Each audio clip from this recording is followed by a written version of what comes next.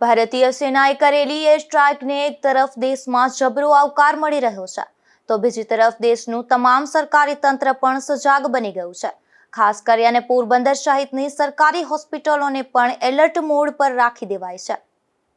પહેલગામ આતંકી હુમલા બાદ દેશભરમાં રોષ વ્યાપી ગયો હતો અને દેશવાસીઓ બદલા માટે ઉગ્ર માંગ કરી રહ્યા હતા.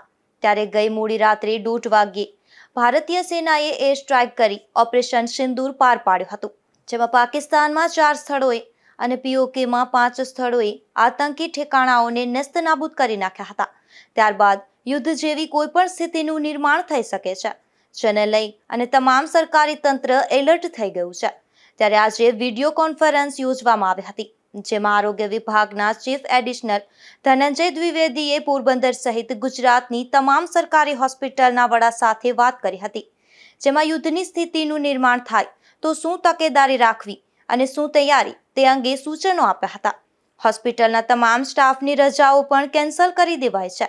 આટલું જ નહીં, તમામ ખાનગી હોસ્પિટલોના ડોક્ટરોને પણ જરૂર પડે તો સરકારી હોસ્પિટલમાં સેવા માટે બોલાવી લેવા પણ જણાવ્યું છે.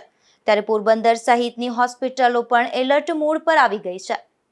નિપુલ પોપટ સાથે અશોક થાનકી, ગુજરાત ન્યૂઝ, પોરબંદર.